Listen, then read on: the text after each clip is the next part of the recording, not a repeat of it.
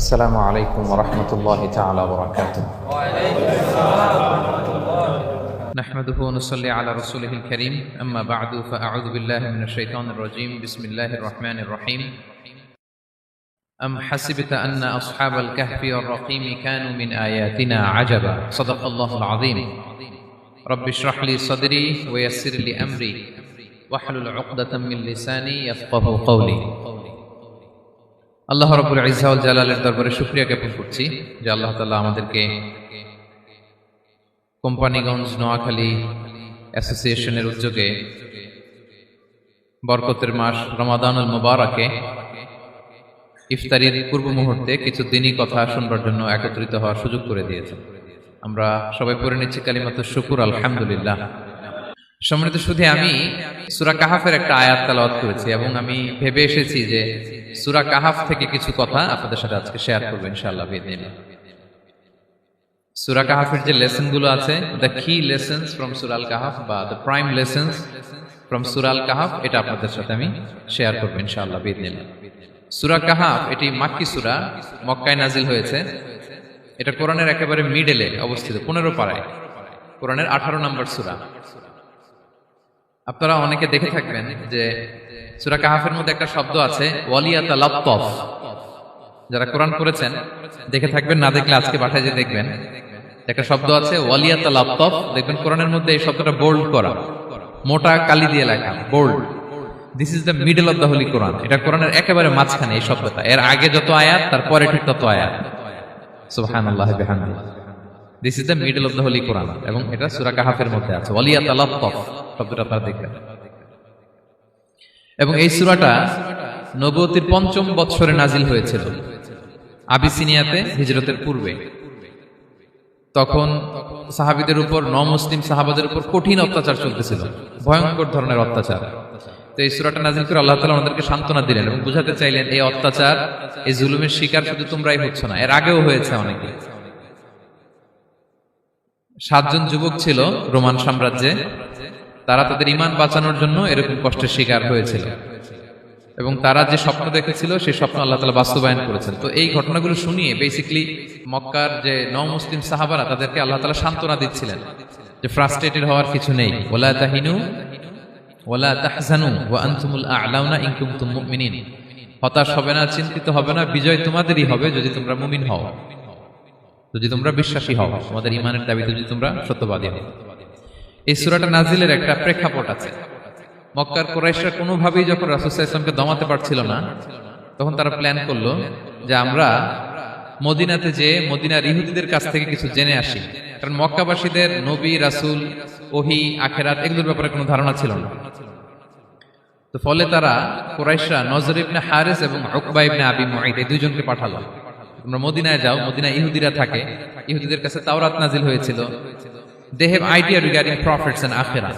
আখিরাত কি, নবী কি, এগুলোর আইডিয়া তাদের আছে। তো তাদের দুইজনকে পাঠালো যে তোমরা যে তাদের জিজ্ঞেস করো যে আমাদের জ্ঞাতি ভাইদের মধ্যে থেকে একজন তো নবী দাবি করে, সে কি আসলে নবী কিনা, আমরা কিভাবে বুঝবো? তো যেই চিন্তা সেই কাজ, তারা গেল মদিনাতে, মক্কা থেকে মদিনায়, যে খুলে বললো যে আমাদেরই এক ছেলে, আমাদেরই এক লোক বয়স 40 হওয়ার পর থেকে বলে আমি নবী, আমার কাছে ওহী আসে, আল্লাহ আমার কাছে বাণী পাঠায়, আর তিনি আমাকে বাণী বাহক করে পাঠিয়েছেন তোমাদের কাছে। এটা আসলে সত্য কিনা, আমরা একটু কনফিউশনে আছি। তো ইহুদিরা বলল তোমরা যে তাকে 3টি প্রশ্ন করবে, যদি উত্তর দিতে পারে বুঝবে সত্য নবী। 1 নম্বরে জিজ্ঞেস করবে যে মুহাম্মদ বলো তো আসহাবে কাহাফ কারা, আসহাবে কাহাফ সম্পর্কে তোমরা কি জানো? যে সূরাটার নাম সূরাতুল কাহাফ। কাহাফ মানে হচ্ছে কেভ, গুহা, মানে গুহাবাসী। 7 জন যুবক এই গুহার ভিতরে আশ্রয় নিয়েছিল ঈমান বাঁচানোর জন্য। মুহাম্মদ তুমি যদি সত্য নবী হও বলো এই ঘটনাটা কি। 2 নম্বরে তাকে জিজ্ঞেস করবে জুলকারনাইন বাদশা সম্পর্কে কি জানে, সে কিছু জানে কিনা। 3 নম্বর তাকে জিজ্ঞেস করবে মা হুয়া রূহ, রূহ কি, যে রূহটা দেহে ঢুকলে মানুষ নড়ে চড়ে, প্রাণবন্ত একটা অ্যানিমেশন থাকে, এটা বের হয়ে গেলে সে ডেড বডি, লাশ হয়ে পড়ে থাকে। What is the origin of রূহ, স্পিরিট। এই 3টা প্রশ্নের উত্তর যদি জানে তাহলে আসলেই সে সত্য নবী। তারা এসে জিজ্ঞেস করলো মুহাম্মদ বলো আসহাবে কাহাফ কারা, বলো জুলকারনাইন কে, বলো রূহ কি। এই 3টা প্রশ্নের উত্তর যদি করতে পারো তাহলে বুঝবে তুমি সত্য নবী। রাসূল সাল্লাল্লাহু আলাইহি ওয়াসাল্লাম বললেন ঠিক আছে যাও, আগামীকাল উত্তর বলে দেব। তিনি ইনশাআল্লাহ বলতে ভুলে গেলেন। রাসূল সাল্লাল্লাহু আলাইহি ওয়াসাল্লামের ধারণা ছিল প্রতিদিনই তো জিব্রাইল কোরআনের আয়াত নিয়ে আসে, তো তারই ধারাবাহিকতায় আগামীকাল আসবে, আমি জিজ্ঞেস করে নিব এই তিনটা প্রশ্নের উত্তর। তারপরের দিন সবাই এসে হাজির, কিন্তু জিব্রাইল আলাইহিস সালাম আসেনি। রাসূল সাল্লাল্লাহু আলাইহি ওয়াসাল্লাম একটু বিব্রতকর পরিস্থিতিতে বললেন।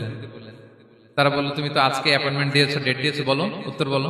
রাসূল সাল্লাল্লাহু আলাইহি ওয়াসাল্লাম বলল, আজকে না, আগামীকাল বলে দিলাম। রাসূল সাল্লাল্লাহু আলাইহি ওয়াসাল্লাম ইনশাআল্লাহ কথাটা আর মনে করতে পারতেছেন না। এরপরের দিনও তারা এসে হাজির, কিন্তু রাসূল সাল্লাল্লাহু আলাইহি ওয়াসাল্লাম উত্তর দিতে পারতেছেন না। তারপরের দিন এভাবে পিছাচ্ছেন রাসূল সাল্লাল্লাহু আলাইহি ওয়াসাল্লাম, ডেট দিচ্ছেন না। এভাবে একদিন, 2 দিন, 3 দিন না, 15 দিন। কয়দিন? এদিকে তো এই প্রশ্নের উত্তর জানার জন্য এখন একজন দুজন আসে না, দলে বলে কাফিররা আসে, কারণ রাসূল সাল্লাল্লাহু আলাইহি ওয়াসাল্লামকে এখানে অপমান করা যাচ্ছে, ছোট করা যাচ্ছে, হেয় করা যাচ্ছে। তারা এসে হাসাহাসি করে। আবু বকর, ওমর রাদিয়াল্লাহু আনহুকে বলে, দেখো তোমরা না বলছো সত্য নবী, উনি সত্য নবী হলে তো প্রথম দিন উত্তর দিয়ে দিতে পারতো, পারে না কেন? এটা থেকে বোঝা যাচ্ছে তিনি আসলে মিথ্যাবাদী। 15 দিন রাসূল সাল্লাল্লাহু আলাইহি ওয়াসাল্লামের জন্য এত বিব্রতকর পরিস্থিতি আর ছিল না। 15 দিন পর আল্লাহ তাআলা আয়াত নাযিল করলেন, ওয়ালা তাকুলান্না বিশাইইন ইন্নী ফাইলুন যালিকা গাদা ইল্লা আইয়াশা আল্লাহ। অর্থাৎ হে নবী, ভবিষ্যতের কোনো কাজে যখন ওয়াদা দিবেন, কমিটমেন্ট করবেন, আপনি আইয়াশা আল্লাহ মানে ইনশাআল্লাহ বলা ছাড়া কখনো দিবেন না। রাসূল সাল্লাল্লাহু আলাইহি ওয়াসাল্লামকে শিক্ষা দেওয়ার মধ্য দিয়ে বেসিক্যালি আল্লাহ তাআলা গোটা মুসলিম উম্মাহকে শিক্ষা দিলেন, আমাদেরকে শিক্ষা দিলেন, যাতে আমরা ভবিষ্যতের কাজে আগে ইনশাআল্লাহ বলি। তো রাসূল সাল্লাল্লাহু আলাইহি ওয়াসাল্লাম লেসনটা পেলেন। এরপর আল্লাহ তাআলা উত্তর জানিয়ে দিলেন, আম হাসিবিতা আন্না আসহাবাল কাহফি ওয়ার রহিম কানু মিন আয়াতিনা আজাবা। টানা 2 পৃষ্ঠা উত্তর দিলেন আসহাবুল কাহফ কারা। তাওরাত, জাবুর, ইনজিলে কোথাও এত বিস্তারিত উত্তর নাই আসহাবে কাহফের ব্যাপারে। আল্লাহ তাআলা আল কাহফ, সূরাতুল কাহফ নামে গুহাবাসীদের নামে একটা সূরা দিলেন, বিস্তারিত 2 পৃষ্ঠায় বর্ণনা করলেন তারা কারা। কুরাইশরা তো তাআজ্জুব বনে গেল, ঘটনা কি, মুহাম্মদের উত্তর কিভাবে জানবে? সে তো কারো কাছে পড়ে নাই, লেখে নাই, এই দেশের বাইরেও কোথাও যায় নাই। দ্বিতীয় প্রশ্ন ছিল যুলকারনাইনকে আল্লাহ আয়াত নাযিল করলেন, ওয়াসআলুনাকা আন যিলকারনাইন কুল সাআতলু আলাইকুম মিনহু যিকরা। টানা আল্লাহ তাআলা প্রায় 1.5 পৃষ্ঠা, 1 পৃষ্ঠারও বেশি যুলকারনাইনের ঘটনা শোনালেন।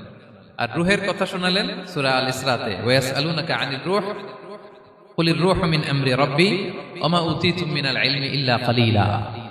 রূহ এটা আল্লাহর স্পেশাল একটা অর্ডার, আল্লাহর আদেশে এটা ঢুকে আল্লাহর আদেশে বের হয়, এটা কেউ ছুতে পারে না, ধরতে পারে না, দেখতে পারে না, এটা আল্লাহর পক্ষ থেকে একটা মিরাকেল। 3টা প্রশ্নের উত্তর যখন আল্লাহ তাআলা দিয়ে দিলেন, রাসূল সাল্লাল্লাহু আলাইহি ওয়াসাল্লাম তাদেরকে সাবলীল ভাষায় শুনিয়ে দিলেন, তারা অবাক হয়ে গেল। এইটা হচ্ছে সূরাতুল কাহফ নাজিল হওয়ার প্রেক্ষাপট। এরকম একটা সিচুয়েশনে নবুয়তির 5ম বছরে আল্লাহ তাআলা এই সূরাটা নাজিল করেছেন। এই সূরার কিছু ফজিলত আছে। রাসূল সাল্লাল্লাহু আলাইহি ওয়াসাল্লাম জুমার দিনে এই সূরাটা আমাদেরকে তেলাওয়াত করতে বলেছেন। আপনারা তেলাওয়াত করেন তো? সূরা কাহফ যদি জেনে না থাকেন আজকে থেকে করবেন। রাসূল সাল্লাল্লাহু আলাইহি ওয়াসাল্লাম বলেছেন যে জুমার দিনে যে এই সূরা কাহফ তেলাওয়াত করবে, মান ক্বারা সূরাতাল কাহফি ফি ইয়াউমিল জুমআতি আদাআ লাহু মিনান নূরি মা বাইনাল জুমআতাইন। 2 জুমার মাঝখানে আল্লাহ তাআলা এই জুমার সময়টাকে তার জন্য আলোকিত করে দেয়। কি করে দেয়? আলোকিত করে দেয়। একটা নূর তার জন্য সেট করে, এই নূর তাকে হেদায়েতের পথে অবশিষ্ট রাখে। এটা হচ্ছে একটা। তাহলে জুমার দিন আমরা সূরা কাহফ তেলাওয়াত করব, মনে করি এটা সুন্নাহ। জুমার দিনের সুন্নাহগুলোর মধ্যে থেকে একটা সুন্নাহ হচ্ছে সূরা কাহফ তেলাওয়াত করা।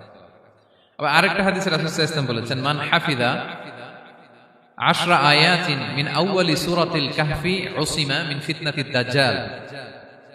যে ব্যক্তি সূরা কাহফের প্রথম 10 আয়াত মুখস্থ করবে, সে দাজ্জালের ফিতনা থেকে মুক্তি পাবে। দাজ্জালের নাম তো আপনারা শুনেছেন, ভয়ঙ্কর ডেঞ্জারাস একটা ক্যারেক্টার।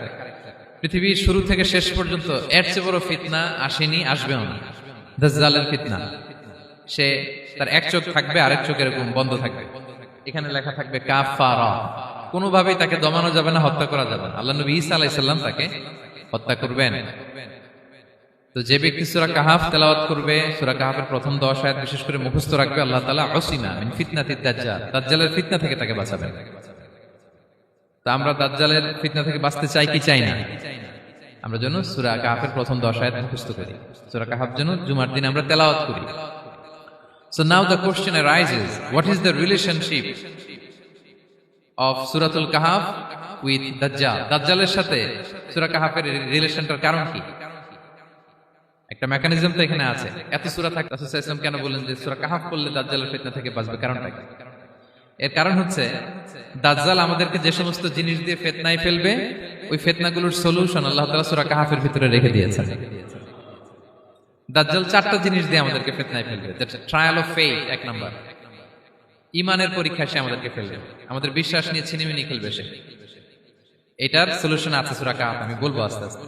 2 নম্বরে দাজ্জাল আমাদেরকে ফিতনায় ফেলবে, দ্য ট্রায়াল অফ ওয়েলথ, সম্পদ দিয়ে সে আমাদেরকে ফিতনায় ফেলবে। 3 নম্বর, দ্য ট্রায়াল অফ নলেজ, জ্ঞান দিয়ে সে আমাদেরকে ফিতনায় ফেলবে। 4 নম্বর, দ্য ট্রায়াল অফ পাওয়ার, ক্ষমতা দিয়ে সে আমাদেরকে ফিতনায় ফেলবে। দাজ্জাল 4টা জিনিস দিয়ে আমাদেরকে পরীক্ষায় ফেলবে। কয়টা? 1 হচ্ছে ইমানি পরীক্ষা, 2 হচ্ছে সম্পদ দিয়ে পরীক্ষা, 3 হচ্ছে জ্ঞান দিয়ে পরীক্ষা, 4 হচ্ছে ক্ষমতা দিয়ে পরীক্ষা। সে ইমানের পরীক্ষায় আমাদেরকে ফেলবে। সে এসে বলবে আমি তোমার রব, এবং এটা প্রমাণ করার জন্য যা যা দরকার আল্লাহ তাআলা তাকে সব দিবেন, সে সব করতে পারবে। সে বলবে আমি তোমার রব। যদি বিশ্বাস না হয়, তোমার বাবাকে যদি জীবিত করে বিশ্বাস করবে, অনেকে বলবে হ্যাঁ আমার আব্বাকে জীবিত করে দেখান, তো তার বাবাকে ঠিকই সে জীবিত করে ফেলবে। আসলে শয়তান তার বাবার সুরাত নিয়ে সামনে দাঁড়াবে, আরে তাই তো, এটাই তো আমার বাবা, এটাই তো আমার দাদা। মানুষ ফিতনায় পড়ে যাবে, ইমানের ফিতনায়। সে ভাববে আসলে এটাই বোধহয় আমার রব, এবং তাকে এত ক্ষমতা দেয়া হবে, তার ডান দিকে থাকবে জান্নাত, বাঁ দিকে জাহান্নাম। তার কাছে আল্লাহ এটা দিবে, যে তার কথা শুনবে তাকে সে জান্নাতে ঢুকাবে, কিন্তু জান্নাতে ঢুকে সে জাহান্নামের শাস্তি ভোগ করবে। এটা তার বাইরের মানুষ বুঝবে না, অ্যাপারেন্টলি এটা জান্নাত। আর যে তাকে মানবে না তাকে সে জাহান্নামে ফেলবে, কিন্তু জাহান্নামে ঢুকলেও সে জান্নাতের নাজ নেয়ামত ভোগ করবে। তাহলে এই যে ইমানের ফিতনায় সে ফেলে দিবে আমাদেরকে। তো ইমান কি করে বাঁচাবো, এটা সলিউশন আমি শোনাবো আপনাদের। 2 নম্বরে, সে আমাদেরকে সম্পদ দিয়ে ফিতনায় ফেলবে। যার যা লাগবে সে তাই দিতে পারবে, যা লাগবে। সে যদি আকাশকে বলে আকাশ বৃষ্টি দাও, যাকে তারা মানবে ওই এলাকায় বৃষ্টি হবে, সুজলা সুফলা শস্য শ্যামলা হবে, সে সমস্ত এলাকা ফল মূলে ভর্তি হবে, বরকত আর বরকত। আর যে এলাকার লোকেরা, জনপদের লোকেরা তাকে মানবে না, সে বলবে ওখানে বৃষ্টি হবে না, হবেও না। ওখানে খরা, দুর্ভিক্ষ, মাটি ফেটে চলছে, মানুষ না খেয়ে মরবে, মহামারী, দুর্ভিক্ষ দেখা দেবে। তখন বিশ্ববাসী মনে করবে এটাই বোধহয় আমাদের রব। তার মানে সম্পদ দিয়ে ফিতনায় ফেলে দেবে। 3 নম্বর হচ্ছে নলেজ, তার জ্ঞানের কাছে গোটা বিশ্ব হার মানবে। পূর্বের পরের যত জ্ঞান আছে সব আল্লাহ তাকে দিবে। ইলমুল আউয়ালিন ওয়াল আখিরিন, এমন কোন প্রশ্ন নেই যেটা দিয়ে তাকে আটকানো যায়। যাই জিজ্ঞেস করবেন সব জানতা, সব বলে দেয়। ভবিষ্যৎবাণী বলে দিবে, বলবে আগামীকাল ওইখানে অমুক দেশে বোমা বিস্ফোরণ হবে, হবে ওইখানে, ওখানে দুর্ভিক্ষ হবে, হবে ভূমিকম্প হবে, হবে। সে যা বলবে তাই হবে। তার জ্ঞানের এই বহর দেখে মানুষ ফিতনায় পড়ে যাবে। 4 নম্বর হচ্ছে দ্য ট্রায়াল অফ পাওয়ার, ক্ষমতা। তার ক্ষমতার সামনে সবকিছু একেবারে ছিন্ন বিচ্ছিন্ন হয়ে যাবে, এত ক্ষমতা হবে তার। সে যেমনটি বলবে তেমনটি করতে হবে। বাতাসের চেয়ে দ্রুত বেগে সে এক দেশ থেকে আরেক দেশে চলে যাবে। তো তার এই সমস্ত অলৌকিক ক্ষমতা দেখে মানুষ ফিতনায় পড়ে যাবে। এবং এই ফিতনা, এই পরীক্ষার মুহূর্তগুলোতে মানুষ কিভাবে নিজেকে ধরে রাখবে, তার সলিউশন আল্লাহ তাআলা সূরা কাহফে দিয়েছেন। এই 4টা ফিতনা থেকে বাঁচার জন্য আল্লাহ সূরা কাহফে 4টা ঘটনা উল্লেখ করেছেন। কয়টা? 1 নম্বর হচ্ছে আসহাবে কাহফ, যুবকদের ঘটনা, 7 জন যুবকদের ঘটনা। ঈমান কি করে বাঁচাবেন, সলিউশন ওখানে। সম্পদের ফিতনা থেকে কিভাবে নিজেকে বাঁচাবেন, এজন্য একজন বাগানওয়ালার ঘটনা আল্লাহ সেখানে বলেছেন। জ্ঞানের ফিতনা থেকে কি করে বাঁচবেন, এজন্য আল্লাহ তাআলা মুসা আলাইহিস সালাম এবং খিজির আলাইহিস সালামের ঘটনা সেখানে উল্লেখ করেছেন। আর ক্ষমতার ফিতনা থেকে কি করে বাঁচবেন এটা বোঝানোর জন্য আল্লাহ তাআলা যুলকারনাইনের ঘটনা উল্লেখ করেছেন। 4টা ফিতনা থেকে বাঁচার জন্য কয়টা ঘটনা? 4টা ঘটনা। আমরা তাহলে একটা একটা করে ঘটনা শুনি, আমরা একটু উদ্ধার করার চেষ্টা করি যে কি কি সলিউশন আল্লাহ তাআলা আমাদের বাতল দিলেন। 1 নম্বর হচ্ছে আসহাবে কাহফের ঘটনা। এটা 250 খ্রিস্টাব্দের সময়কালে রোমান সাম্রাজ্যের একজন বাদশা ছিল, নাম দাকিয়ানুস, প্রতাপশালী বাদশা, পৌত্তলিক, মূর্তির পূজা করে। ঈসা আলাইহিস সালাম বিদায় নিয়েছেন, 250 বছর হলো। তো সব নবীর ধর্মই কিন্তু ইসলাম, যদিও আমরা নাসারা বলি, ইহুদি বলি, সব নবীদের ধর্মই কি ইসলাম। তো তিনি ছিলেন পৌত্তলিক, মূর্তির পূজা করত। আর তার এলাকায় কেউ যদি ঈসা আলাইহিস সালামের নাম নিত, আখিরাতে বিশ্বাস করত, আল্লাহ বিশ্বাস করত, তাদেরকে তারা পাথর মেরে হত্যা করত। এজন্য ভয়ে কেউ ঈসাই ধর্মে ঈমান আনতো না, মানে ইসলামে ঈমান আনতো না। এই রাজার ভয়ে সবাই মূর্তির পূজা করত। কিন্তু 7 জন যুবক ছিল, তারা স্রোতে গা ভাসিয়ে দেয়নি, স্রোতের বিপরীতে তারা ঈমান নিয়ে দাঁড়িয়েছে। তারা ঈসা আলাইহিস সালামের রেখে যাওয়া সত্য ধর্মের উপর ঈমান এনেছিল, আখিরাতে তারা বিশ্বাস করত। তো এই 7 জন যুবকের কথা ছড়াতে ছড়াতে রাজা দাকিয়ানুসের কাছে চলে যায়। উনি তো রেগে মেগে আগুন ডেকে পাঠালো 7 জনকে। তাদেরকে জিজ্ঞেস করলো তোমরা কাকে মানো? বলতেছে এক আল্লাহকে মানো। সাহসী, খুবই সাহসী। বলতেছে তুমি কি জানো তোমরা কার সামনে কথা বলতেছো? আমি তো তোমাদেরকে মৃত্যুদণ্ড দিতে পারি। তারা বলে দেন, কিন্তু আমরা সব বিসর্জন দিলেও ইমান বিসর্জন দিতে পারবো না। সুবহানাল্লাহ। তিনি বললেন তোমরা যুবক মানুষ, রক্ত গরম, আবেগে কথা বলতেছো, 3 দিন সময় দিলাম, যাও ঈসার নাম ভুলে যাও, আখেরাত ভুলে যাও, আল্লাহর নাম ভুলে যাও। 3 দিন পরে তোমাদেরকে আবার ইন্টারভিউ নেব। ওই দিন যদি একই কথা বলো, পাথর মেরে 7 জনকে দুনিয়া থেকে উড়িয়ে দেব। তারা চলে গেল। এবার 7 বন্ধু মিলে পরামর্শ করতে লাগলো কি করতে পারি আমরা, এই গুণে ধরা সমাজকে আমরা কিভাবে বাঁচাবো, এই পৌত্তলিকতার ছোবল থেকে এই ইফসিস নগরীকে বাঁচাবো কি করে। নগরীটার নাম ছিল ইফসিস নগরী। বর্তমানে এটা তুরস্কের ইজমির শহরে অবস্থিত। এখনো জায়গাটা প্রত্নতাত্ত্বিকদের ওই ইয়েতে এটা সংরক্ষিত, এখনো টুরিস্টরা যায়। তো তারা বললো আমরা ইমান বিসর্জন দিব না, যদি আমরা ওদের কথা মেনে নেই আমরা তো মুশরিক হয়ে গেলাম, চলো আমরা এক কাজ করি, আমরা এলাকা ছেড়ে দিই। এই 7 যুবক আল্লাহর উপর ভরসা করে তারা বাড়ি ঘর আত্মীয় স্বজন সব ছেড়ে দিয়ে, লোকালয় ছেড়ে দূরে একটা পাহাড়ের ভেতরে আশ্রয় নিল। পাহাড়ের ভেতরে একটা গুহা ছিল, এই গুহা কি আরবিতে বলে আল কাহাফ। কি বলে? এই সূরার নাম কি? সূরাতুল কাহাফ। তো তাদের সাথে সাথে একটা কুকুরও যাচ্ছিল। তারা বারবার তাড়িয়ে দেওয়ার চেষ্টা করতেছিল কুকুরটাকে যাতে না যায়, কিন্তু কুকুর শুধু কান্না করে তার সাথে যাওয়ার জন্য ঘেউ ঘেউ করতেছিল। এই কুকুরটাকেও সাথে নিল। ভালো মানুষদের সাথে থাকলে কি হয় দেখেন, এই কুকুরের কথা, যেহেতু 7 জন ইমানদারের সাথে একটা কুকুর ছিল, এই কুকুরের কথা আল্লাহ সূরাতুল কাহাফে উল্লেখ করে দিয়েছেন। ওয়া কালবুহুম বাসিতুন যিরাআইহি বিল ওয়াসি। তো তারা ভিতরে গেল, যে প্রচন্ড ক্লান্ত, তারা ঘুমিয়ে পড়ল। কি করলো? এই এক ঘুমে আল্লাহ 309 বছর কাটায় দিলেন। কয়শো 9 বছর? 9 বছর ঘুম, সব ঘুম, প্রচন্ড ঘুম, ঘুম যেন আর কাটে না। 309 বছর পরে এরা জাগলো। এখন খুব ক্ষুধা, ঘুমে আর মোর ভাঙতেছে। আর একজন জিজ্ঞেস করতেছে কি লম্বা সময় ঘুম দিলাম কোথায় আমরা? একজন বলতেছে হ্যাঁ মনে সারাদিনই ঘুমাইছি আমরা। আরেকজন বলতেছে না না সারাদিন না, দিনের কিছু অংশ হয়তো ঘুমাইছি। আসলে কয় বছর ঘুমাইছে? 309 বছর। এদিকে সভ্যতার তো চেঞ্জ। এখানে ওই দাকিয়ানুস মরে, এর ছেলে মরে, এর নাতি মরে, পুতি মরে, এখন 6ষ্ঠ নম্বর রাজা আসছে। প্রজন্মের পর প্রজন্ম তো শেষ। 309 বছরে কমপক্ষে 4-5টা জেনারেশন চেঞ্জ হবে। তো জেনারেশন চেঞ্জ হয়ে, এলাকা চেঞ্জ হয়ে, তারা যে স্বপ্ন দেখেছিল এই ইফসিস নগরীতে কালিমার পতাকা উঠবে, তাদের স্বপ্ন আল্লাহ বাস্তবায়ন করেছেন। 309 বছরের ব্যবধানে এই এলাকার সবাই মুসলিম হয়ে গেছে। আল্লাহ চাইছিলেন ওদেরকে দেখাবে এটা, ওদের স্বপ্নটা যে বাস্তবায়ন হয়েছে এটা দেখাবে। ঘুম থেকে উঠছে, একজনকে তারা বললো যে লুকায় লুকায় চাদর মুড়ি দিয়ে কিছু রুটি নিয়ে আসো বাজার থেকে, যাতে তোমাকে না চিনে। চাদর মুড়ি দিয়ে যাও। কিছু পয়সা ছিল, মুদ্রা দিয়ে দিছে। তো সে যে যখন দোকানদারের কাছ থেকে রুটি নিয়েছে আর মুদ্রা দিছে, দোকানদার বলে এই মুদ্রা কোত্থেকে আসলো? 309 বছর আগে মালয়েশিয়াতে রিঙ্গিট ছিল কিনা জানি না, যেভাবে ওরা ট্রানজাকশন করতে পারে যেটা ছিল, ওইটা যদি এখন কেউ দেয় রাজধানী বিলাসে খাবার পাওয়া যাবে? হ্যাঁ। তো রুটিওয়ালা বলে তুমি বর্তমান সময়ের মুদ্রা দাও, এটা দিচ্ছ কেন? বলতেছে এটা তো বর্তমান সময়ের মুদ্রা। বলতেছে এই যে মুদ্রার মধ্যে দেখো কোন সালের সিল দেওয়া, এটা তো শত শত বছর আগে। বলতেছে কি বলে শত বছর আগে? আমি তো আজকে সকালেই বাজার করলাম, ওই বাজার করে যে টাকাগুলো ছিল ওইটাই তো পকেটে। বলতেছে বলে কি? নিশ্চয়ই তুমি গুপ্তধনের সন্ধান পেয়েছো, হিডেন ট্রেজার। বলো, মানে তার সাথে এদের কথাবার্তা কিছু মিলতেছে না। পরে তাকে ধরে ওই সময়কার রাজার কাছে নিয়ে গেছে। ওই রাজা আবার মুসলিম, সবাই মুসলিম সবাই। সে যা বলে এরাও কেউ বিশ্বাস করে না, এরাও যা বলে এও বিশ্বাস করে না। আর এলাকা এর বাড়ি ঘর আসবে কোত্থেকে? এর নাতি পুতি যা আছে 5-6 পুরুষ তো মরে সবাই কবরে। তখন তার কথা শুনে সবাই অবাক। তো এটা মিলানোর জন্য তারা 309 বছর আগের দাকিয়ানুস বাদশার সরকারি যে নথিপত্র, ওই পুরাতন ছিঁড়া নথিপত্র তারা বের করলো। বের করে দেখে ঠিকই দাকিয়ানুস নামে এক বাদশা ছিল, আর অনেক শত শত বছর আগে মোস্ট ওয়ান্টেড 7 জন যুবক ছিল, যাদের ব্যাপারে এক্সিকিউশনের অর্ডার ছিল। এখন দেখে তারা অবাক। লম্বা ঘটনা আমি শর্ট করে বলতেছি। পরে সবাই মিলে তাকে সহ ওই গুহায় গেল। গুহায় যাওয়ার পরে সে বাকিদেরকে ডাকতে গুহার ভিতরে ঢুকলো। আল্লাহ তাআলা 7 জনকে ওইখানে মৃত্যু দিয়ে দিলেন। চিরকালের জন্য এই 7 জন ঘুমায় পড়লো। আর এলাকাবাসী রাজা সহ ওইখানে তারা একটা মসজিদ নির্মাণ করলো।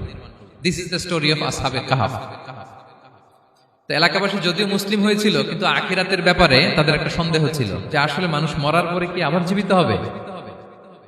মৃত্যুবরণ করার পরে আবার মানুষ জীবিত হবে? তাদের মনের মধ্যে একটা সন্দেহ ছিল যে আসলে মারা গেলে মানুষ আবার উঠতে পারে। তো তাদের এই সন্দেহ দূর করার জন্য আল্লাহ তাআলা এই 7 জনকে 309 বছর ঘুম পাড়িয়ে আবার জীবিত করলেন। সুবহানাল্লাহ বিহামদিহি। তাহলে ঈমান কিভাবে বাঁচাতে হয় এটার প্রেরণা আমরা এই 7 যুবকের কাছ থেকে পাই। এখানে যেটা আমরা শিখি প্রিয় ভাইরা, 1 নম্বর লেসন হচ্ছে আমাদের গুড কোম্পানি লাগবে, রাইটাস পিপল, মানে আমাদের সার্কেলটা ভালো হইতে হবে। তাদের 7 জনের সার্কেলটা খুব ভালো ছিল, ফলে তারা বিপথে যায় নাই এবং তারা এমন শক্ত সিদ্ধান্ত নিয়েছে যে আল্লাহ তাআলা সেটাতে বরকত দিয়েছেন, গোটা সমাজকে আল্লাহ তাআলা চেঞ্জ করে দিয়েছেন।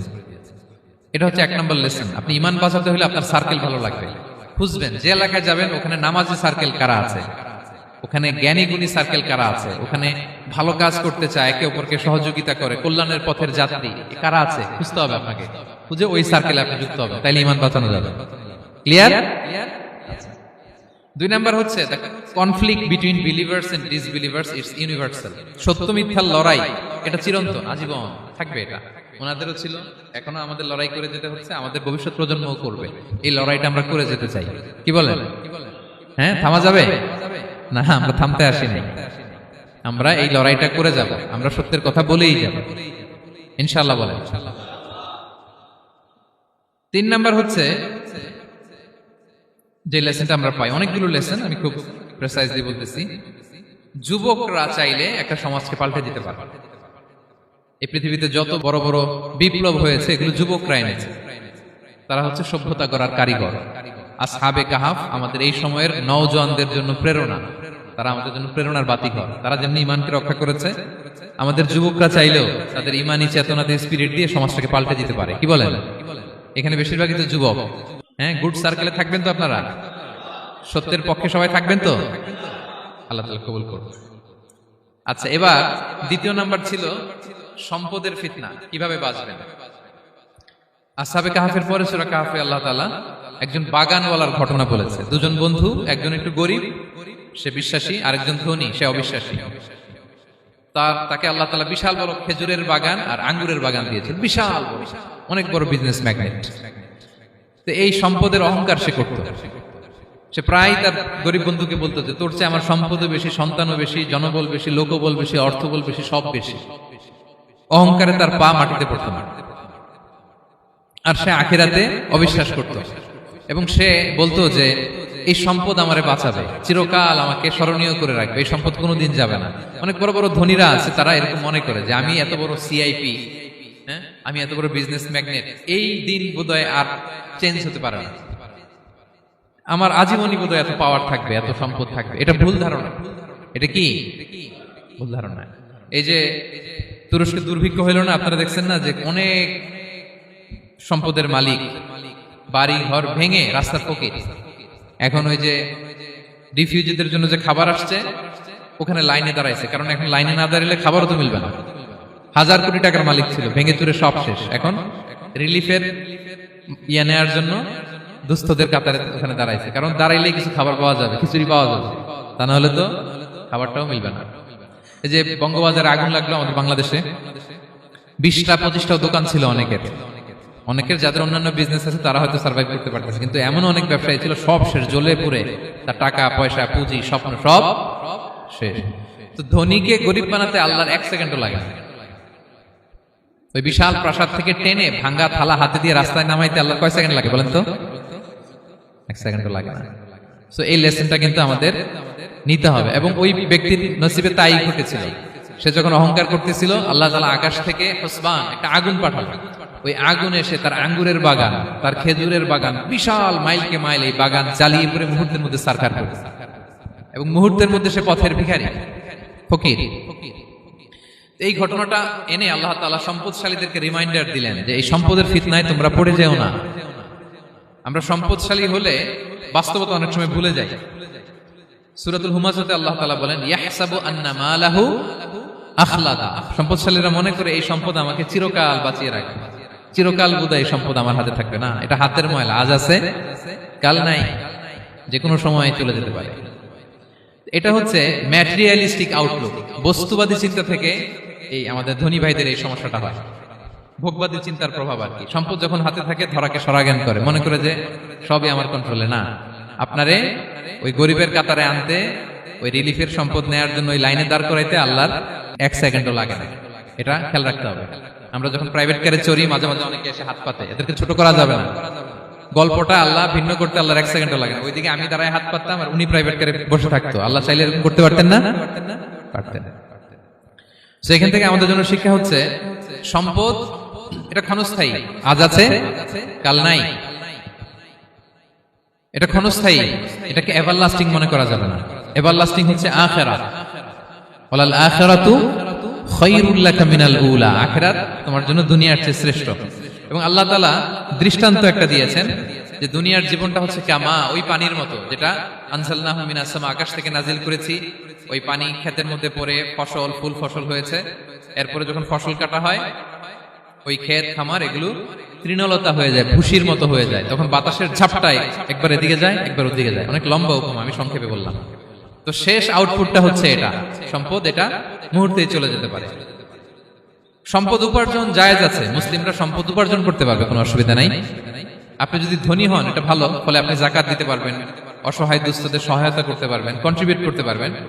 আপনি সম্পদ হাতের মুঠোয় নেবেন, কন্ট্রোল করবেন, কিন্তু এই দিকে স্থান দিবেন না। দ্যাটস ইট, তাহলেই হবে। আমরা সম্পদ কি করতে পারবো? উপার্জন করতে পারবো, কিন্তু হৃদয়ে স্থান দিতে পারবো না। হৃদয়ে স্থান থাকবে আখিরাতে। এই মাইন্ডসেট যদি আপনি গড়ে তোলেন, তাহলে সম্পদের ফিতনা আপনি কখনো পড়বেন না। এই পয়েন্টটা কি ক্লিয়ার সবার? ক্লিয়ার। 3 নাম্বার ফিতনা ছিল কিসের ফিতনা, দেখি কে বলতে পারে? প্রথমটা হচ্ছে বিশ্বাস বা ঈমানের ফিতনা, 2 নাম্বার হচ্ছে সম্পদের ফিতনা, 3 নাম্বার জ্ঞানের ফিতনা। জ্ঞানেরও কিন্তু ইলমেরও একটা গরম আছে। যার ইলম আছে তার মধ্যে এই সমস্যাটা কাজ করে। সেটার জন্য আল্লাহ তাআলা মুসা আলাইহিস সালাম, খিজির আলাইহিস সালামের ঘটনা বলেন। আমি খুব সংক্ষেপে বলবো, সময় কম। মুসা আলাইহিস সালাম হচ্ছে বনি ইসরাইলের নবী, আর খিজির আলাইহিস সালাম কেউ বলেছেন নবী, কেউ বলেছেন আল্লাহর ওলি। আসলে আরবিতে ওনার নাম খদির, আমরা বাংলায় বলি খিজির। খদির মানে সবুজ। উনি যে কোনো জায়গায় বসলে ওখানে মরা গাছ, লতা পাতা এগুলো সবুজ হয়ে যেত। অনুর্বর এলাকার উপর দিয়ে হেঁটে গেলে ওটা উর্বর হয়ে যেত। তো মুসা আলাইহিস সালাম একবার ওয়াজ করতেছেন এইভাবে বনি ইসরাইলের সামনে, খুতবা দিচ্ছেন। হঠাৎ এক লোক দাঁড়ায় বলে, ইয়া নবী আল্লাহ, মান আ'লামু ফিল আরদ, বর্তমান পৃথিবীতে সবচেয়ে জ্ঞানী কে? মুসা আলাইহিস সালাম বলেন, ফাকালা আনা, আমি। কি বললেন? উনি আসলে ভুল কিছু বলেন নাই, কারণ প্রত্যেক জামানার নবীকেই আল্লাহ তাআলা সবচেয়ে বেশি জ্ঞান দিয়ে পাঠান, কারণ তার কাছে ওহীর জ্ঞান আসে, অদৃশ্যের খবর আসে, ইলমুল গায়ব আসে। কিন্তু এই উত্তরটা আল্লাহ তাআলার পছন্দ হয়নি। আল্লাহ তাআলা চাচ্ছিলেন মুসা যদি বলতো আল্লাহ তাআলাই জানে কে জ্ঞানী বা আল্লাহই সবচেয়ে জ্ঞানী, এরকম হলে ভালো হতো। কিন্তু মুসা আলাইহিস সালাম কি বলছে? আমি। এখন প্রশ্ন করলো, সবচেয়ে বড় জ্ঞানী কে? উনি কি বললেন? আমি। এই যে আমি এটাতে ঝামেলা আছে। আমি বড়, আমি জানি, আমি সব, দিস ইজ প্রবলেমেটিক। আল্লাহ এটা পছন্দ করলেন না। আল্লাহ তাআলা মুসা আলাইহিস সালামকে বললেন, মুসা তুমি যে বলছো তুমি জ্ঞানী, না তুমি জ্ঞানী না, তোমার চেয়ে বড় জ্ঞানী আছে। মুসা আলাইহিস সালাম বলে, তাই নাকি? আমার চেয়ে বড় জ্ঞানী কে? তো আল্লাহ তাআলা বললেন, ইযহাব ইলা মাজমাইল বাহরাইন, 2 সাগর বা 2 নদীর মিলনস্থলে যাও, ওখানে আমার এক বান্দা আছে তোমার চেয়েও জ্ঞানী। মুসা আলাইহিস সালাম বললেন, তাই নাকি? তো আল্লাহ, আমি কিভাবে চিনব উনি কোথায় থাকে, কিভাবে বুঝবো? আল্লাহ বললেন, একটা বড় মাছ নাও, এটাকে ফ্রাই করো, এটাকে ফ্রাই করে একটা ঝুড়ির ভেতরে নাও, যেখানে এই মাছটা সাগরে ঢুকে যাবে ওখানে আমার বান্দাকে পাবে। তো উনি ওনার সহযোগী ইউশা ইবনে নুনকে নিয়ে হাঁটতে লাগলেন। হাঁটতে হাঁটতে এক জায়গায় ক্লান্ত হয়ে পাথরের পাশে বিশ্রাম নিলেন। ওই পাথর থেকে আবার এক ধরনের পানি বের হয়, এই পানিটারে বলে আবে হায়াতের পানি, মা উল হায়াত, জীবন নদীর পানি। এই পানি কোনো মৃত প্রাণী বা বস্তুর গায়ে লাগলে ওটা জীবিত হয়ে যায়। তো ওনারা পাথরে হেলান দিয়ে বিশ্রাম নিচ্ছিলেন। ওই পানি ওই ফ্রাই করা মাছের গায়ে লাগার সাথে সাথে মাছ জীবিত হয়ে ঝুড়ি থেকে বের হয়ে সাগরে ঢুকে গেছে। ওনারা আর খেয়াল করেন না। এরপর আবার হাঁটতে লাগলেন। হাঁটতে হাঁটতে যখন ক্লান্ত শ্রান্ত, তখন বলে, এই ইউশা, আমাদের ওই মাছ ফ্রাই মাছটা দাও, এখন খাই। ঝুড়ি খুলে দেখে মাছ নাই। মাছ গেল কোথায়? তখন ইউশা বলল, হয়তো আমরা যে পাথরের ওখানে বিশ্রাম নিয়েছিলাম ওখানে আমরা মিসিং, ওখানে হারাই ফেলছি। চলো চলো, আরে ওইদিকে তো যাইতে হবে আমাদের। উনি গেলেন, যে দেখে মাছ যে জীবিত হয়ে বালুর এদিকে নাড়াচাড়া করতে করতে সাগরে ঢুকে গেছে, ওখানে দাগ আছে। মুসা আলাইহিস সালাম ঢুকলেন সুরঙ্গ, ঢুকে দেখে চাদর গায়ে দিয়ে এক লোক শুয়ে আছে। সালাম দিলেন, আসসালামু আলাইকুম। ওই লোক চাদর আর সরায় না, ভিতর থেকে বলতেছে, ওয়ালাইকুম আসসালাম। তো চাদরের ভিতর থেকে উনি বলে, মান আন, তুমি কে? মুসা আলাইহিস সালাম বললেন, আনা মুসা, আমি মুসা। উনি বলেন, মুসা বনি ইসরাইল, বনি ইসরাইলের মুসা? বলেন, হ্যাঁ। কেন এসেছো? এবার চাদর খুললেন, বলতেছে, আপনার কাছ থেকে কিছু শিখতে আসছি। আল্লাহ বলছে, আপনি নাকি সবচেয়ে বড় জ্ঞানী। আমি ভুল করে বলে ফেলছিলাম আমি, আল্লাহ বলছেন যে আপনি নাকি জ্ঞানী। বলতেছে না, তুমি আমার জ্ঞান নিতে পারবে না, ওই ধৈর্য শক্তি তোমার নাই। মুসা আলাইহিস সালাম বললেন যে আপনি যে কোনো শর্তে আমাকে একটু রাখেন কয়েকদিন আপনার সাথে, আমি রাজি। বললেন না, তুমি পারবে না। মুসা আলাইহিস সালাম জোর করতে লাগলেন। অবশেষে খিদির আলাইহিস সালাম রাজি হলেন। বললেন শর্ত হচ্ছে আমি যাই করি আর না করি আমাকে কোনো প্রশ্ন করা যাবে না। মুসা আলাইহিস সালাম বললেন ওকে। সফর শুরু হলো। সামনে নদী, এক লোক তাদের নৌকা দিয়ে নদী পার করাই দিল। নদী পারাপারের পর খিজির আলাইহিস সালাম লাঠি দিয়ে নৌকার তলাটা ছিদ্র করে দিলেন। মুসা আলাইহিস সালাম বললেন ইন্না লিল্লাহি, এটা আপনি কি করলেন? ওরা আমাদেরকে নদী পার করে দিল, আর যে ভাড়াটা আসছিল এটাও নিল না, আমাদেরকে সম্মান দেখলো, আপনি নৌকা ছিদ্র করে দিলেন। খিজির আলাইহিস সালাম বলছে এই যে আমি বলছিলাম না তুমি ধৈর্য ধারণ করতে পারবে না, যাও তোমার রাস্তায় তুমি আমার রাস্তায় আনো। মুসা আলাইহিস সালাম আবার ক্ষমা চাচ্ছেন যে আপনি আমার ক্ষমা করেন, আমি তো ভুলে গেছি, আর প্রশ্ন করবেন না। চলতে লাগলেন। হঠাৎ বাচ্চারা খেলতেছে, এক বাচ্চাকে ধরে হত্যা করলেন খিজির আলাইহিস সালাম। এবার তো মুসা আলাইহিস সালাম রেগে গেছে, আপনি করলেনটা কি? নিষ্পাপ ফুলের মতো শিশুকে হত্যা করলেন। খিজির আলাইহিস সালাম বলে এই যে আমি জানতাম যে তুমি ধৈর্য ধারণ করতে পারবে না, তোমার রাস্তা এক আমার রাস্তা এক, যাও। এবার মুসা আলাইহিস সালাম করজোর করতেছে যে this is the last chance, একটা ফাইনাল চান্স দেন, একটা সুযোগ দেন, আর আমি প্রশ্ন করবো না, এটাই লাস্ট। বললেন ওকে ঠিক আছে। হাঁটতে হাঁটতে এক ইহুদি বসতির সামনে যে হাজির, দুজনই খুব ক্ষুধার্ত, খাবার চাইলো, এরা আবার কৃপণ, খাবার দিল না। তো খিজির আলাইহিস সালাম বললেন ঠিক আছে, খাবার যেটা দিচ্ছেন আমরা চলে যাই। যাওয়ার পথে দেখতেছে এই এলাকার একটা দেয়াল ভেঙে পড়ে যাবে। তিনি বললেন মুসা চলো এটা ঠিক করে দেই। দুইজন মিলে প্রচন্ড ক্ষুধায় এটা সেটা এনে দেয়ালটা তৈরি করতেছে। মুসা আলাইহিস সালাম তো এমনিই রাগী, পেটে আবার ক্ষুধা, আবার বলছে কিছু বলাও যাবে না। তিনি এবার আর প্রশ্ন করেন, বলতেছে ওরা এত কিপটামি করলো আর আপনি এটা করে দিলেন, আপনি তো চাইলে এটা টাকা নিতে পারতেন, পারিশ্রমিক নিতে পারতেন চাইলে। এই কথা বলার পর খিজির আলাইহিস সালাম বললেন হাযা ফিরাকু বাইনি ওয়া বাইনি, এখানেই তোমার আর আমার সেপারেশন, আর সামনে আগানো যাবে না, তোমার কোনো ধৈর্যই নাই। তো এতটুকু তোমাকে আমি বলি যে আমি একটাও আল্লাহর আদেশ ছাড়া করি নাই, আল্লাহর আদেশে আমি করেছি। কি? এক নম্বর হচ্ছে ওই যে আমাদের ভাড়া নিতে চাইলো না, আমাদেরকে পার করে দিল, নৌকাটা ছিদ্র করেছে কারণ এই এলাকায় একজন জালিম বাদশা আছে, সে নৌকা পেলেই গরিব মাঝিদের নৌকা সিজ করে নিয়ে যায়। তো এটাকে যখন তলায় ছিদ্র করে দিছি, রাজার লোকেরা এসে দেখবে যে এটা তলা ছিদ্র, পানি ঢুকতেছে, এটা নিবে না, ওরা পরে সামহাও এটা রিপেয়ার করে চালাইতে পারবে। মুসা আলাইহিস সালাম বলে সুবহানাল্লাহ, তাই তো, এটা তো আমি বুঝতে পারি নাই। আর ওই ছোট শিশুটাকে হত্যা করছি, ও অনেক বড় জালিম হবে এলাকা, তার ফিতনায় এলাকাবাসী তটস্থ থাকবে, সে তার মা বাবাকেও জাহান্নামে নেবে, এজন্য আল্লাহ তাআলা আদেশ দিয়েছেন আমাকে, আল্লাহর আদেশে আমি তাকে হত্যা করেছি। মুসা আলাইহিস সালাম বললেন তাই তো, এটা তো অনেক ভালো কাজ করছেন। তাইলে বলতেছে তাহলে ওইটা বলে, খাবারও দিল না, এত কৃপণ, এদের দেয়াল কেন ঠিক করতে গেলেন আপনি? তখন তিনি বললেন যে আসলে এটা একটা ইয়াতিমদের ঘর ছিল, দুইটা ইয়াতিম শিশু, তাদের বাবা মা খুব ভালো ছিল, আর এই দেয়ালের নিচে আছে গুপ্তধন, এই দেয়ালটা পড়ে যাবে, এই গুপ্তধন তারা ছোট মানুষ নিতে পারবে না, এলাকাবাসী তাদেরকে বঞ্চিত করে নিয়ে যাবে। আমি দেয়াল গড়ে দিলাম যাতে করে তারা যখন প্রাপ্তবয়স্ক হয় নিজেদের সম্পদ নিজেরা বুঝে নিতে পারে। সুবহানাল্লাহ ওয়া বিহামদিহি। মুসা আলাইহিস সালাম বলে তাই তো, এগুলো তো আমি বুঝতে পারি নাই। তো এই ছিল খুব সংক্ষিপ্ত পরিসরে মুসা আলাইহিস সালাম খিজির আলাইহিস সালামের ঘটনা। তো রাসূল সাল্লাল্লাহু আলাইহি ওয়াসাল্লাম বুখারীতে একটা চমৎকার কথা বলেছেন, তিনি বলেছিলেন ওয়াদিদনা আন্না মুসা সাবার হাত্তা ইউকাসসা আলাইনা মিন আমরিহিম। রাসূল সাল্লাল্লাহু আলাইহি ওয়াসাল্লাম বলেছিলেন ইস, আমার ভাই মুসা যদি আরেকটু ধৈর্য ধরতো তাহলে আরো কিছু অজানা তথ্য আমরা জানতে পারতাম। এখান থেকে, এই ঘটনা থেকে আমরা কি শিখলাম? প্রথম যেটা আমরা শিখলাম, জ্ঞান নিয়ে বড়াই করতে নেই, ঠিক কিনা? জানার কোনো শেষ নেই, জাননেওয়ালার উপরও জাননেওয়ালা আছে, জ্ঞানীর উপরও জ্ঞানী আছে। আপনি কিছু জেনেই মনে করবেন না আমি সব জানি, আপনার চাইতেও বেশি জ্ঞানী অনেকে আছে। অনেক সময় বক্তার চাইতেও শ্রোতারা অনেক জ্ঞানী। হয়তো এখানে এমন অনেক জ্ঞানী লোক আছে যার ধারে কাছেও আমরা কেউ নেই, হতে পারে। সো আমি সব জানি, এটা ভুল, এটা শয়তান বলে। এটা কে বলে? শয়তান বলে। আবু নাওয়াস একটা কবিতা লিখেছেন, ওয়াকুল্লি মান ইয়াদঈ ফিল ইলমি ফালসাফাতান হাবাসতা শাইআন ওয়া গাবাত আনকা আশিয়াউ। কেউ যদি বলে আমি সব জানি, তুমি তাকে বৃদ্ধাঙ্গুলি দেখিয়ে বলো আপনি কিছুই জানেন না, আপনি অল্প কিছু জেনেছেন, জানার এখনো অনেক বাকি।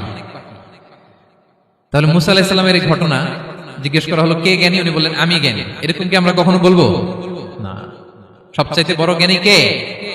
ওয়া ফাওকা কুল্লি যী ইলমিন আলিম। সবচাইতে বড় জ্ঞানী আল্লাহ তাআলা। সো জ্ঞান নিয়ে আমরা অহংকার করব না। দুই নম্বর যে শিক্ষাটা আমরা পাই, ওই যে নৌকা দিয়ে পারাপার হচ্ছিল, তখন একটা চড়ুই পাখি এসে সাগরের মধ্যে মুখ দিয়েছিল। তো খিজির আলাইহিস সালাম বললেন, মুসা তুমি কি চড়ুই পাখিটা দেখতে পাচ্ছ? হ্যাঁ দেখতে পাচ্ছি। চড়ুই পাখিটা যে সাগরে মুখ দিয়ে দেখতে পাচ্ছ? হ্যাঁ দেখতে পাচ্ছি। তখন খিজির আলাইহিস সালাম বললেন, চড়ুই পাখিটা সাগরে মুখ দিয়ে পানি খাওয়ার পরে চড়ুই পাখির ঠোঁটে বা চঞ্চুতে যতটুকু পানি লেগে আছে, এই পানিটা হচ্ছে তোমার, আমার এবং মহাবিশ্বের আমাদের সকলের জ্ঞান। আর এই মহাসাগরের সকল পানি হচ্ছে আল্লাহ তাআলার জ্ঞান।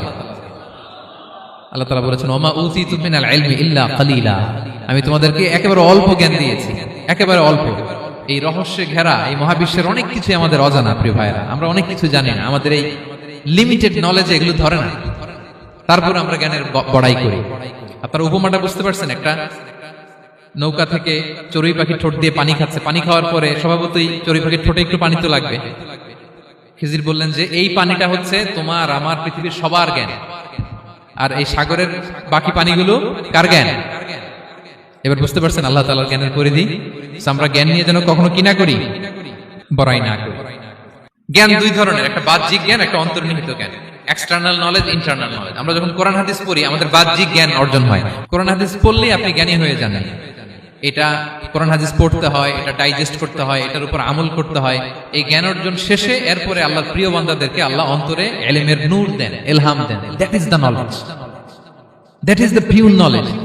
আপনি হাফেজে কোরআন হয়ে ভাবেন না আপনি সব জানেন, আপনি বুখারী মুখস্থ করে ভাবেন না সব জানেন। এই সব জ্ঞান অর্জন করার পরে ইলমের নূর হাসিল হয়, সেটা আল্লাহ সবারে দেয় না।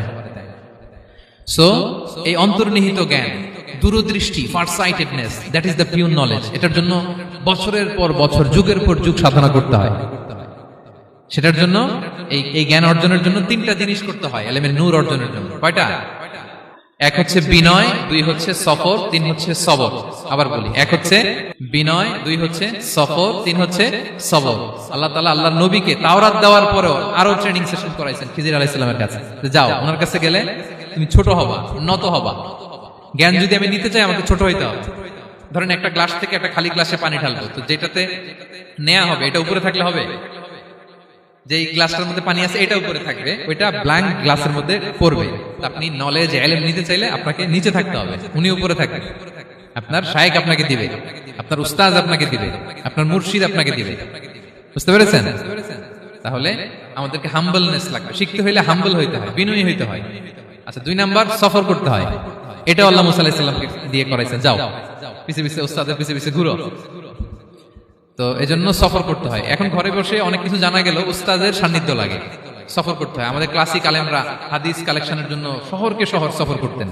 এখনো আমাদের আলেমরা দেওবন্দে যায়, মিশরে যায়, মদিনায় যায়। এখানকার মালয়েশিয়ান স্টুডেন্টরা দেশে বিদেশে যে নলেজ অর্জন করে। সফর আপনাকে লাগবে। তাহলে বিনয়, সফর, তিন নম্বরে কি? সবর। ধৈর্যশীল হইতে হবে। দেখেন মুসা আলাইহিস সালাম বারবার প্রশ্ন করে ফেলতেছেন, বারবার ওয়াদা ভঙ্গ করতেছেন। এরকম করলে হবে না, ধৈর্য লাগবে। ধৈর্যের বলে বলিয়ান হলে তখনই আপনার মধ্যে ইলম আসবে। তাহলে জ্ঞানের ফিতনায় পড়ার আর আমাদের কোনো সম্ভাবনা আছে? আমরা বিনয়ী হব, আমরা জ্ঞান আল্লাহর দিকে ফিরাই দেব, আমরা বলবো উনি সবচেয়ে ভালো জানেন। পারা যাবে তো ইনশাআল্লাহ? আচ্ছা, আমি একেবারে শেষ পর্যায়ে চলে আসছি, 2 মিনিটের মধ্যে শেষ করে দিচ্ছি। 3 নাম্বার ছিল কিসের ফিতনা? 4 নাম্বার ক্ষমতার ফিতনা। এই ফিতনা থেকে বাঁচার জন্য সর্বশেষ আল্লাহ তাআলা যুলকারনাইনের ঘটনা বলেছেন। অনেক বড় বাদশা ছিলেন। পৃথিবীতে 4 জন বাদশা গোটা বিশ্ব শাসন করেছেন। 2 জন কাফির, 2 জন মুমিন। কাফির একজন হচ্ছে নমরুদ, যিনি ইব্রাহিম আলাইহিস সালামকে আগুনে ফেলেছিলেন। আরেকজন হচ্ছে বখতেনাসার, যাকে ইংরেজিতে বলে নেবুচারনেজার দ্য সেকেন্ড, দ্বিতীয় নেবুচারনেজার। তারা কোনো নির্দিষ্ট এরিয়ার বাউন্ডারির বাদশা না, গোটা বিশ্বের বাদশা ছিলেন। এই 2 জন কাফির। আর 2 জন বাদশা ছিলেন গোটা বিশ্বকে শাসন করেছেন, তারা ছিলেন মুমিন। একজন হচ্ছে সুলাইমান আলাইহিস সালাম, আল্লাহর নবী। আরেকজন হচ্ছে যুলকারনাইন, গোটা বিশ্ব শাসন করেছেন। প্রাচ্য থেকে পাশ্চাত্য সব জায়গায় তিনি গিয়েছেন, ইসলামের বাণী প্রচার করেছেন, জালিমদেরকে শায়েস্তা করেছেন। তো এরকম দিক বিদিক তিনি জয় করতেছিলেন। অনেকে যুলকারনাইনকে আলেকজান্ডার দ্য গ্রেটের সাথে গুলিয়ে ফেলে না। ম্যাসিডোনিয়াতে যে আলেকজান্ডার দ্য গ্রেট ছিল, উনি আর যুলকারনাইন এক নন। যুলকারনাইন হচ্ছে আল্লাহ তাআলার প্রিয় একজন বান্দা, অনেক বড় সাহসী বীর পুরুষ ছিলেন, গোটা বিশ্বে ইসলাম প্রচার করেছেন। করতে করতে করতে করতে অনেক বড় ঘটনা, আমি সব শেষের ঘটনাটা বলি। উনি জর্জিয়া, বর্তমান যে জর্জিয়ার তিবলিসি এরিয়া, এখানে এসে একটা এলাকার সন্ধান পেলেন, যারা ওনাকে এসে বলল যে এখানে একটা জঙ্গলি গ্রুপ আছে যাদের নাম ইয়াজুজ মাজুজ, তারা এসে আমাদের উপর হামলা করে। হে যুলকারনাইন, আমরা আপনাকে ট্যাক্স কালেক্ট করে দিচ্ছি, আপনি তাদের মাঝে আর আমাদের মাঝে একটা প্রাচীর তৈরি করে দেন। আপনারা ইয়াজুজ মাজুজের নাম শুনেছেন না? ইংরেজিতে বলে গগ ম্যাগগ। নূহ আলাইহিস সালামের 4 সন্তান ছিল, হাম, সাম, ইয়াফাস, কানাআন। এই ইয়াফাসের বংশধর হচ্ছে ইয়াজুজ মাজুজ, জঙ্গলি, হাজার হাজার শুধু বংশ বিস্তার করে। তারা এসে লোকালয়ে মানুষের উপর আক্রমণ করে, তাদের গবাদি পশু এগুলো ছিনিয়ে এনে ফলমূল খেয়ে ফেলে। তো জুলকারনাইন বাদশার কাছে যখন বিচার দেওয়া হলো, উনি বললেন ঠিক আছে, তোমাদের ট্যাক্স দেওয়া লাগবে না, তোমরা শারীরিক পরিশ্রম করে আমাকে সাহায্য করো। তো উনি বর্তমানে হচ্ছে এক পাশে কৃষ্ণ সাগর, ব্ল্যাক সি, আরেকদিকে কাস্পিয়ান হ্রদ বা কাস্পিয়ান সাগর, এর মাঝখানে 1200 কিলোমিটার লম্বা মাউন্টেন রেঞ্জ, পাহাড়ি এরিয়া, আপনারা গুগলে দেখবেন। এইখানে 2 পাহাড়ের মাঝখানে ফাঁকা জায়গায় তিনি বড় বড় লোহার পাত প্রথিত করলেন, গেড়ে দিলেন। এরপরে তামা, সীসা গালিয়ে বিশাল একটা ওয়াল তৈরি করলেন। এটা জুলকারনাইন উনার বানানো ওয়াল বা ড্যাম, প্রাচীর। এখন আর ইয়াজুজ মাজুজ আসতে পারে না, ওরা আর আসতে পারে না। ওরা প্রতিদিন এটা ভাঙার চেষ্টা করে, কিন্তু ভাঙতে ভাঙতে আরেকটু ভাঙলেই ভেঙে যাবে। ওরা বলে আগামীকাল ভেঙে ফেলবো, ইনশাল্লাহ বলতে ভুলে যায়। এজন্য এরপরের দিন এসে দেখে আবার এটা আগের মতো হয়ে আসে। কিয়ামতের আগ দিয়ে ওদের মধ্যে এই ইনশাআল্লাহর প্রেরণা আসবে। তাদের একজন বলে উঠবে আগামীকাল ইনশাআল্লাহ আমরা এটা ভেঙে খান খান করে দেব, ঠিকই ভেঙে ফেলবে। তখন তারা ভেঙে চুরে কোটি কোটি ইয়াজুজ মাজুজের দল এসে হামলে পড়বে। সামনে পড়বে তাবারিয়া সাগর, এক দল এসে তাবারিয়া সাগর এমন ভাবে খাবে, এই দল যাওয়ার পরে আরেক দল এসে এখানে যে সাগরে যে পানি ছিল এটা কল্পনাই করতে পারবে না। তারা পৃথিবীতে ফিতনা ফাসাদ করবে। ঈসা আলাইহিস সালাম তখন আসবেন, দোয়া করবে আল্লাহ তাআলার কাছে মুমিনরা, একটা মহামারী দিবে আল্লাহ তাআলা ইয়াজুজ মাজুজের মধ্যে, ওরা মরে যাবে সব।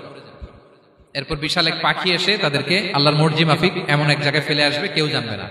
তো তারা যে পচে গলে মাটির সাথে মিশেছিল, এই গলিত লাশ থেকে মাটি খুব উর্বর হয়ে যাবে। এরপর আল্লাহ তাআলা পৃথিবীর মধ্যে বারাকা দিবেন, কিছু রোপণ করলে তাড়াতাড়ি ফুলে ফেপে বড় বড় ফলমূল হচ্ছে। তো এটা কিয়ামতের আলামতের অন্য কোনো আলোচনায় হয়তো আমরা বলবো। তো জুলকারনাইন তিনি বিশাল এখানে প্রাচীর তৈরি করে দিয়েছিলেন, এবং প্রাচীর তৈরি করে দিয়ে তাদেরকে বলেছিলেন যে যতদিন আল্লাহ তাআলা চাইবেন এটা থাকবে, এবং যেদিন আল্লাহ তাআলার আদেশ আসবে এটা ভেঙে খান খান হয়ে যাবে। তার মানে দেখেন, এত পাওয়ারফুল, এত শক্তিশালী, এত ক্ষমতাধর হওয়ার পরেও তিনি তার ক্ষমতাকে কার দিকে ফিরিয়ে দিয়েছেন? যে আল্লাহ যতদিন চাইবে এই প্রাচীর টিকে থাকবে, যেদিনই আল্লাহ তাআলার আদেশ আসবে এই প্রাচীর ভেঙে খান খান হয়ে যাবে।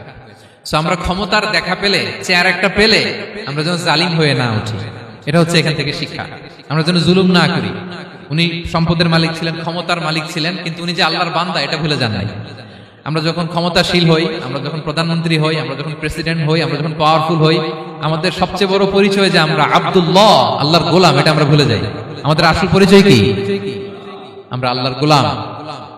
আমরা যে আল্লাহর গোলাম, এই চিন্তাটা, এই সেন্সটা যদি আমাদের মাথায় থাকে, তাহলে ক্ষমতা আমাদেরকে দাম্ভিক বানাতে পারে না, আর ওই ক্ষমতা আমাদেরকে ফিতনায়ও ফেলবে না।